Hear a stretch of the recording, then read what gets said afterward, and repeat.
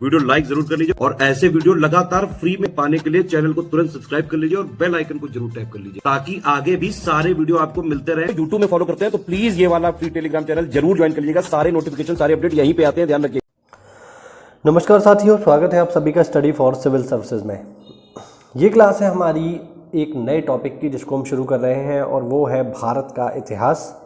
इससे पहले हम Indian geography, world geography, UP special, environment ये सब कवर कर चुके हैं।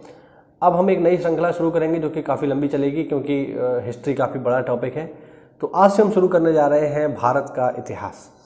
आज की इस ओरिएंटेशन क्लास में हम जानेंगे कि भारतीय इतिहास में हमें क्या क्या पढ़ना होता है और कौन कौन से टॉपिक जो है इसमें आते हैं। ठीक है, और ये जो क्लास है मैं ये पूरी क्लास लूँगा स्टडी फॉर सिविल सर्विसेज की पेड पीडीएफ से। तो अगर साथियों आपको ये पेड पीडीएफ चाहिए या आप इसको प्राप्त करना चाहते हैं तो इन दिए गए नंबर्स पे आप हमसे कॉल कर सकते हैं। ठीक है, या फिर अगर आप हमारे किसी भी पेड को प्रोग्राम से जोड़ना चाहते हैं जो कि चल रहे हैं पीसीएस के लिए, आईएएस के लिए, इसके अलावा बीईओ और आरओ, तो आप इन दिए गए नंबर्स पे कॉल करके उन पेड ग्रुप के बारे में जानकारी ले सकते हैं। तो चलिए जल्दी से शुरू करते हैं। आज का जो हमारा टॉपिक होगा वो होगा प्राचीन भारत के इतिहास की सिलेबस या मध्यकालीन का सिलेबस और आधुनिक भारत का सिलेबस कि हमें क्या क्या इसमें पढ़ना होता है। तो चलिए शुरू करते हैं जल्दी से इसको। तो चलिए देखते हैं इसमें क्या क्या टॉपिक जो है हमें इसमें देखना होता है। देखिए, पूरा का पूरा इतिहास 3 हिस्सों में बटा हुआ है। प्राचीन भारत का इतिहास, मध्यकालीन भारत का इतिहास और आधुनिक भारत का इतिहास। ठीक है, तो एक एक करके इन तीनों की चर्चा करेंगे। सबसे पहला है एनिशिएंट इंडिया यानी प्राचीन भारत। प्राचीन भारत में आपको क्या क्या पढ़ना होता है? प्राचीन भारत में हम पढ़ते हैं सबसे पहले इसके सोर्स, फिर स्टोन एज पढ़ते हैं, फिर वैदिक सभ्यता पढ़ते हैं। ठीक है, वैदिक सभ्यता हम लोग पढ़ेंगे, उसके बाद पढ़ेंगे वैदिक संस्कृति।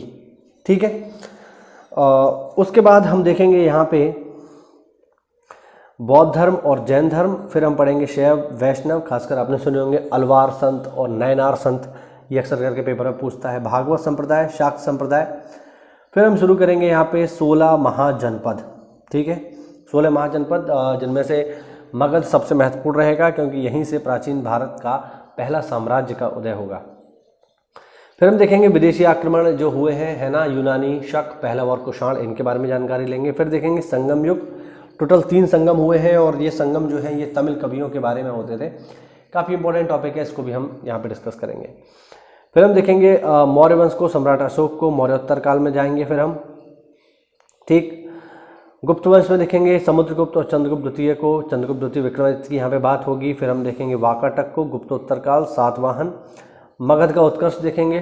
ठीक है, शिशुनाग वंश देखेंगे। ठीक, नंद वंश देखेंगे। एक्चुअल में ये जो है इन गुप्ता और ये जो आपके सारे के सारे हैं इनसे पहले के हैं ये। ठीक है, शिशुनाग और ये सब नंद वंश। फिर देखेंगे पल्लव, चालुक्य, कुषाण, चोल साम्राज्य, राष्ट्रकूट देखेंगे। राष्ट्रकूट वंश के संस्थापक कौन है? पेपर में अभी कुछ दिन पहले पूछा गया था वीडियो एग्जाम में, तो दांती दुर्ग है। ठीक है, चोल देखेंगे, राष्ट्रकूट देखेंगे, पाल देखेंगे और फिर प्राचीन भारत के महत्वपूर्ण तथ्य। जब इसको हम पूरा कर लेंगे तब हम एंटर करेंगे कहाँ पर? तब हम एंटर करेंगे साथियों मध्यकालीन भारत में, मेडावल इंडिया में। मेडावल इंडिया की स्टार्टिंग होती है इस्लाम के उदय से। तो इस्लाम के बारे में बेसिक जानकारी, इस्लाम की महत्वपूर्ण शिक्षाएं क्या है, मोहम्मद साहब का जीवन परिचय, इनको लेंगे। उसके बाद अरबों का विजय, ठीक है, गजनबी और गौर वंश, फिर सल्तनत काल देखेंगे। सल्तनत काल का अर्थ हो गया गुलाम वंश से लेकर के आपका लोधी वंश तक, इन सब की चर्चा करेंगे। फिर आएगा विजयनगर साम्राज्य, है ना, विजयनगर और बहमनी आपने सुने होंगे। फिर सूफी आंदोलन, भक्ति आंदोलन, शेरशाह सूरी और फिर मुगलों का समापन करेंगे मराठा, फिर सिख, ठीक है, और बहमनी साम्राज्य, विजयनगर साम्राज्य, मराठों का उदय, शिवाजी। ठीक है, धार्मिक नीति, सूफी आंदोलन इत्यादि इत्यादि की चर्चा यहाँ पर होगी। देन हम एंटर कर जाएंगे साथियों आधुनिक भारत में। मेडावल इंडिया को पढ़ने के बाद हम एंटर करते हैं मॉडर्न इंडिया में। हिस्ट्री में सबसे ज़्यादा जो वेटेज है वो मॉडर्न इंडिया का ही है, ध्यान रखना, आधुनिक भारत का ही है सबसे ज़्यादा वेटेज। तो इसी का महत्व सबसे ज़्यादा है, तो इसको हम बहुत अच्छे से पढ़ेंगे। इसकी स्टार्टिंग कहाँ से होगी? इसकी स्टार्टिंग होगी यूरोपियन कंपनियों का भारत में आगमन, कि किस तरीके से यूरोपियन कंपनियाँ भारत में आई। ठीक है, उनको देखेंगे। उसके बाद मुगल साम्राज्य का पतन, क्योंकि अंग्रेजों ने मुगलों को हटाकर ही अपनी सत्ता को स्थापित किया। ईस्ट इंडिया कंपनी और बंगाल के नवाब, ये भी हमारा टॉपिक रहेगा। उसके बाद पंजाब और मैसूर, राज्य के बारे में बात होगी। फिर आधुनिक भारत में कृषि, उद्योग, धंधे, व्यापार, इनके बारे में चर्चा करेंगे। फिर गवर्नर जनरल और वायसराय, ठीक है, भारत का पहला गवर्नर जनरल, भारत का पहला वायसराय, इस तरीके से पेपर में जो सवाल आते हैं उनको देखेंगे। फिर 1857 का विद्रोह होगा। उसके बाद ब्रिटिश राज्य का सामाजिक और आर्थिक प्रभाव इंडिया पर क्या रहा है, इसकी भी हम चर्चा करेंगे। जातीय आंदोलन और किसान आंदोलन जैसे खासकर पूछता है कि यूपी में जो किसान आंदोलन है इसके जनक कौन रहे हैं, ठीक है, तो ये सवाल खूब आता है, इनको हम देखेंगे। आधुनिक भारत में शिक्षा का विकास, बेसिकली अंग्रेजी शिक्षा का विकास किस तरीके से हुआ, इसको हम जानने का प्रयास करेंगे।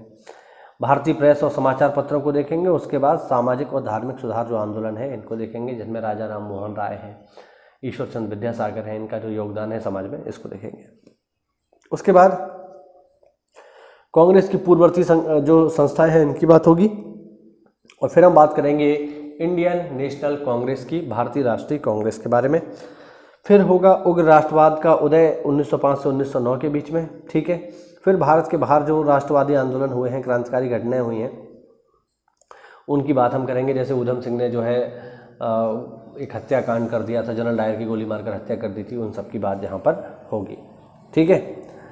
आगे देखें तो स्वदेशी आंदोलन 1905 का, उसके बाद 1906 में मुस्लिम लीग, फिर पार्लियामेंट्री सुधार 1909 में, होम रूल आंदोलन जिसे चलाया है श्रीमती एनी बेसेंट ने, ठीक है। गांधी जी और उनके प्रारंभिक आंदोलन 1917 से स्टार्ट होंगे। फिर all India trade union Congress, इसकी बात होगी। फिर 1919 में जलियांवाला बाग हत्याकांड, असहयोग आंदोलन, खिलाफत आंदोलन, स्वराज पार्टी की स्थापना, ठीक है, 1923 में इसकी बात होगी। फिर साइमन कमीशन का आगमन होगा। फिर हम बात करेंगे कांग्रेस का लाहौर अधिवेशन, बहुत ही महत्वपूर्ण है, दिसंबर 1929 में, जिसमें पहली बार तिरंगा झंडा लहराया गया और पहली बार आज़ादी से पहले स्वतंत्रता दिवस मनाया गया। उसके बाद बात होगी गोलमेज सम्मेलन की। तो 3 गोलमेज सम्मेलन हुए हैं, पहला, दूसरा, तीसरा। उससे पहले जो है सविनय अवज्ञा आंदोलन और गांधी अरविंद समझौता भी हम लोग देखेंगे। फिर देसी रियासतें, कांग्रेस का त्रिपुरी संकट और सेकेंड वर्ल्ड वॉर की क्या क्या सिचुएशन रही, इंडिया पर क्या प्रभाव रहा, वो देखेंगे। फिर पाकिस्तान की मांग और व्यक्तिगत सत्याग्रह करने वाले व्यक्ति थे विनोबा भावे, तो उनके बारे में बातचीत करेंगे। क्रिप्स मिशन देखेंगे, भारत छोड़ो आंदोलन, सुभाष चंद्र बोस, आज़ाद हिंद फौज, और फिर अंत में कैबिनेट और संविधान सभा, कैबिनेट मिशन और संविधान सभा, इनकी बात होगी। और जब ये अपने अंतिम चरण पर पहुंच जाएगा, जब इसको पूरा पढ़ लेंगे, तो इसी के समाप्ति के साथ हम शुरू कर देंगे भारत का संविधान।